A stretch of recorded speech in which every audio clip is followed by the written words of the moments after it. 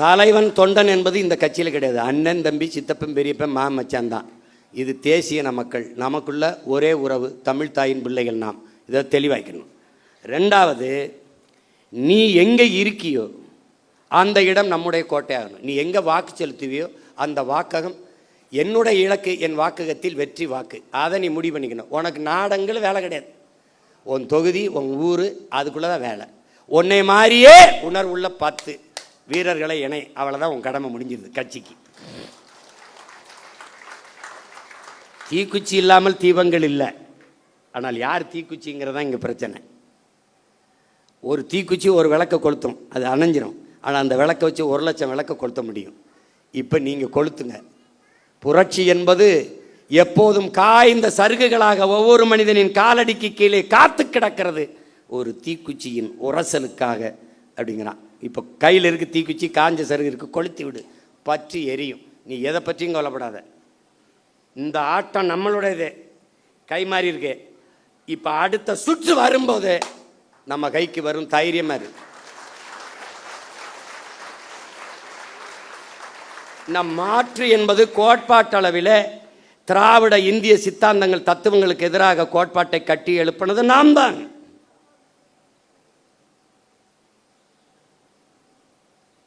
அது விளைந்து அறுவடைக்கு வருகிற போது வேற ஒரு கையில் பலன் போயிடுச்சு. அதை வாக்கு செலுத்திய மக்கள் நெருப்பு சுடும் நெருப்பு சுடும் என்று ஓராண்டு பாடம் நடத்தினாலும் புரியாது.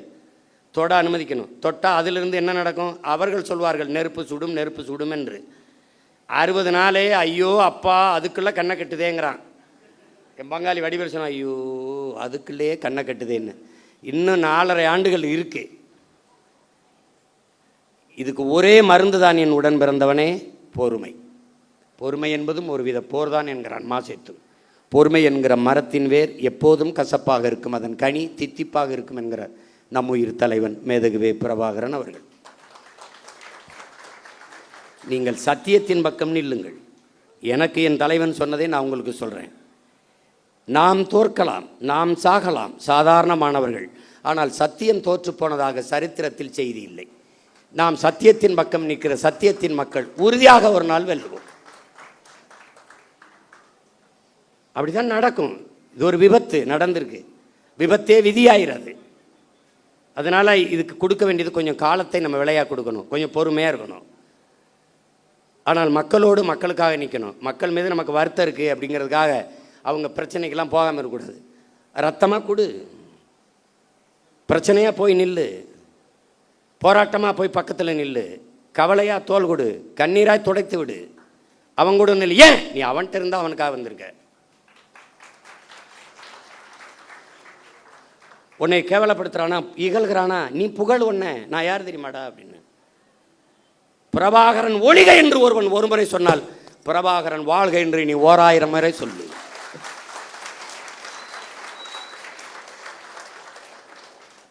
நீ சொல்லு. நம்ம வந்த பிறகுதான் இன்னைக்கு பொதுக்கூட்டத்தை எப்படி நடத்தணும்னே மற்ற கட்சிகள் கற்றுக்கிட்டு செய்து பார்க்குறீல்ல. எந்த கட்சி வந்தாலும் நாம் தமிழர் கட்சியை கொடையில் பாராட்டுவதற்கு காரணம், நாம் ஒரு முடிவெடுத்தோம். சாதிக்கு ரத்த வரி உண்டு, ரத்தத்திற்கு சாதி வரி கிடையாது.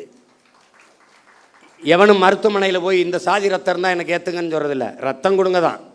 அது எவன் ரத்தமாக இருந்தான்னு. அதனால தான் நாம் ரத்தம் சிந்தி நம் இன விடுதலைக்கு போராடியதாலேயே ரத்தத்தை கொடையாக கொடுத்தோம், உறுப்புகளை கொடையாக கொடுக்குற வழக்கத்தை தொடர்ந்து செய்து வருகிறோம். எத்தனை ஆயிரக்கணக்கான மரக்கண்டுகளை இந்த மண்ணில் நட்டு வளர்த்துருக்கிறோம். இதெல்லாம் நாம் பெருமை பேசுவதற்கல்ல, பிறவி கடமை. அதனால் நாம் செய்கிறோம். அதை புரிந்துக்கணும். இந்த படையில் இணைக்கும் போது நீ ஒரு பகத்சிங், இளைய புரட்சியாளன் பகத்சிங், அவனை உருவகப்படுத்திக்க. நீ திலீபனை போல ஒரு வீர போராளியை போல உன்னை நீ உருவகப்படுத்திக்க. சாதாரணமாக நின்று வாழ்க ஒழிக கோஷம் போடுறது இங்கே பழக்கம் இல்லை. வாழ்க தமிழ் தாய், வாழ்க தலைவர் பிரபாகரன், இப்படிதான் நீ பேசி கற்றுக்கணும். மற்ற கட்சிகள் மாதிரி நாம் தமிழர் நாம் தமிழர் டிவிக்கிற வேலையெல்லாம் நீ நிறுத்திடணும். இங்கே அந்த வேலை கிடையாது, புரியுதா? அதெல்லாம் கிடையவே கிடையாது. வாழ்கவென்றால் தமிழ் தாய் வாழ்க, தலைவர் பிரபாகரன் வாழ்க. முழக்கம்னா அப்படி தான் போகணும். இங்கே இராணுவ கட்டுப்பாடு இருக்கணும், ஒழுங்கு இருக்கணும். அண்ணன் வரும்போது முன்னாடி நின்றுக்கிட்டு கையில் வண்டியில் போயிட்டு இப்படி கை காட்டுறது போக்குவரத்து காவலர் வேலை உனக்கு கொடுக்கப்படல. நீ பேசாமல் போகணும். நான் பாட்டுக்கு வருவேன். நீ எழுதி வை, அண்ணன் முதலமைச்சர் ஆகிட்டா ஒரு வண்டி ஓடாது, என் வண்டியில் தான் வருவேன். நான் பாட்டுக்கு வருவேன், நிறுத்தத்தில் நிற்பேன், போவேன். இந்த மாதிரி கான்வாய் வருது, புரோட்டோக்கால், ஆட்டுக்கால், பாயாலாம் கிடையாது. நீ போய, நான் வருவேன். போய எனக்கே பாதுகாப்பு இல்லை, நாட்டுக்கு என்ன பாதுகாப்பு? நான் தான் என் நாட்டுக்கே பாதுகாப்பு. போய அவர் அங்கேருந்து கிளம்புறதுக்கு ஒரு 2-3 மணி நேரத்துக்கு முன்னாடி சாலையில் எங்களை நிறுத்திடுறாங்க, குறுக்க கயிறை கட்டி. அண்ணன் வந்தோடனே இந்த போலீஸ்லாம் பாவம் பார்த்து இங்கிட்டு திரும்பிக்கிறது, ஏதாவது கேட்பாரோன்ட்டு. என்ன பண்ண பூரா தங்கச்சி தம்பி என்னன்னு நான் நின்றுக்கிட்டே இருக்க வேண்டியது இருக்குது. போகிறவரெல்லாம் பாவமாக இருக்குது. பள்ளிக்கூடத்து பிள்ளை இங்கிட்டு இங்கிட்டு கடக்கிறதுக்கு ஒரு கயிறை குறுக்க கட்டிப்பிடுறாங்க. இதை இவங்களை ஒழிக்கணும்டா, இவங்களை தொலைக்கணும். கொடுமையாக இருக்கு. இந்த 3ஆம் தேதி ஒரு ரீல் போடலாம்னு இருந்தாப்புல,